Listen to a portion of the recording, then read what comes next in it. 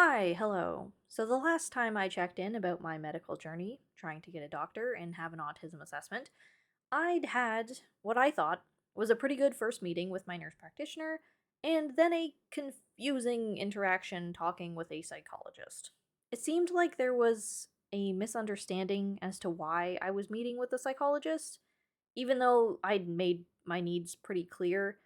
And I've been avoiding going back to my nurse practitioner after that because I felt like a failure and I didn't know how to explain why our meeting had only lasted a few minutes because we didn't have anything to talk about. As I'd mentioned in that last video, and showed too, was that I'd been reacting quite poorly to bug bites, which I'm exposed to a lot at my work. They swell up into welts sometimes, and because I got a bunch on my hand, I couldn't close it, but thankfully those went away within the week ish. Unfortunately, I continued to get exposed to bugs over the following weeks, and one of them got kind of concerning. As you can see, this is the bug bite entry point. This is the splotch that I typically get with really angry bug bites, and covering the majority of my forearm is an infection. Lucky me. I kept hoping that it would go away on its own. I know it's not healthy, but I'm so avoidant to ask for help, and I also didn't want to talk with Joan about the psychologist, but my partner was getting pretty concerned that the area was spreading. So I made an appointment and I went to see Joan, my nurse practitioner. She was very kind, as usual, and told me she was glad that I came in, which helps me a lot to not feel like a burden to, like, I know she's not confirming that for me because of who I said I think I am and such, but just, like, it helps so much. um, she confirmed that it was an infection and that it was actually pretty serious, that it had spread so much and was on my left arm, which is bad, being on the side of my heart and whatnot, spreading up my arm. So, if it had spread any more, I'd have to go to Emerge and get more severe treatment. So she told me where to mark where the line of the infection currently was to monitor if it spread anymore, and prescribed me a round of antibiotics. And before I left, of course, it did come up that my meeting with the psychologist was so short and confusing, but Joan made me feel a little bit better about it. Like, it turns out the miscommunication wasn't on my end. Joan said that she'd given the psychologist a note and asked that she wanted her to get a working history of me. Turns out the psychologist is the one who missed the assignment, not me. So I was ready and eager to answer her questions. She just didn't want to ask any outside of my immediate safety, so we'd ended the call. I'm not really sure why Joan wanted that history, though. Like, she said it didn't really matter, and she confirmed that we'd proceed with referring me for an assessment, which was really comforting. I'm just still a little worried about how it seems like there's a difference in priorities. Last time we met, I was worried about the fixation on generalized anxiety as a thing and wanted to keep us focused on addressing what would be the root cause, which is neurodivergence, and we are doing that. But it's one of those moments where, like, the autistic person says one thing and the neurotypical person hears another. When I told Joan that I thought I was autistic and why, it seems like she put a lot more weight on my reaction than what I'd said. Like how she immediately asked if I had resentment for my parents not addressing my struggles, which is fine, I guess. Like, it's good to try and understand your patient's mental state, too. And I suppose that's why she wanted the working history for me, but bringing them up in the first place, like me bringing them up, was my attempt at context. I didn't really want to focus on that. I thought it was important to be believed that I had to explain how I'd gone 30 years undiagnosed. From the sounds of it, Joan found my reaction to be big because I had started crying telling her my story, and it's just like a fundamental difference in perspective.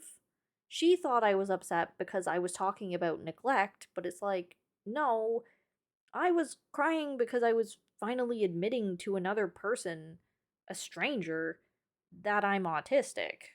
The mix of emotions, of internalized shame, of fear of being rejected, of relief to speak it into existence. I was feeling so many things, and I was being interpreted wrong on all of those levels, and that's difficult for me. Even though I do understand, because how on earth could she relate? But anyway, my journey hasn't been as smooth as it seemed like it might be from the start. I appreciate that Joan might have wanted to get a check on my mental from the psychologist, but as with how and why my conversation with the psychologist didn't go anywhere, I didn't really know what that would have accomplished, even if we did do the whole hour of me giving her my backstory. Maybe my upfront self diagnosis is why the psychologist noped out immediately, because I'm not wrong to assume that if you don't deal in neurodivergence, then it's a lot harder to help us in the same ways. I don't know. Like I've said before, autism and CPTSD share a lot in common, and I'm pretty sure that I have both. So if they can't be identified or diagnosed, then there's really no context with which I can get the help that I need from someone. All I know is that despite what I've communicated, and that I am happy we're moving forward in the way that I'd hoped, there are still little moments of miscommunication on the outskirts of things that are just reminding me how and why interacting with people feels so hard sometimes. I always used to think it was a failure of myself, but I'm coming to learn that no, really, it's just that other people aren't processing things, or rather, focusing on different things than me. Like, we're not always having the same conversation, I guess. I say that I think I'm autistic. I tell someone why.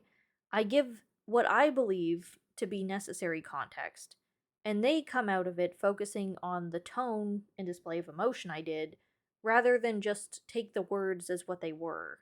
I never cared about discussing my past. I just thought that I should. I didn't mean to cry during the delivery, but I did. And it sucks that that's now something of note because the person receiving the information put extra priority on it. I'd say a close analogy would be all the conflicting emotions someone goes through when coming out of the closet, but Joan hasn't gone through that either. And this is a potentially, arguably, even more stigmatized identifier. As much as people of the past said that being queer is a choice, nowadays, class 1 autism isn't seen as a disability, it's seen as an excuse. I forget exactly how I managed to say it because Joan once again circled back to explaining my apprehension away with that's an anxiety thing, so I hazarded saying something slightly more technical to validate that it's autism. I told her that I mask 24/7. Not like fucking every second of the day, but every time I'm interacting with anybody else that's not my partner. And just like when I'd mentioned stimming as the cause of my evident skin picking, she had no idea what I meant. Which is not a criticism or expectation of her. I'm just saying, like, with how I saw no point in pushing to talk with the psychologist, even if I found it in myself to explain these things, of which they cannot relate, they are not equipped to recognize them as traits. If I'd pushed when I was 16 and I told my mom that I think I have an anxiety disorder, I panic internally and am upset and so very drained by socializing. Back then, I was 100% just going to be medicated and told to practice those skills harder. If I managed to be passable and function, there was no room for understanding masking in young women as autism because it's invisible. It doesn't make sense on the outside. I completely understand that. I have tried my best when meeting with Joan to assert that my experience is textbook. It's just not a textbook that many people have read yet. So, overall, the psychologist meeting was a bust, but It wasn't entirely my fault, and we're still moving forward, thankfully. Oh, and my infection cleared up, so that's good. I'll let you know what the next step is for me when I get there. Bye.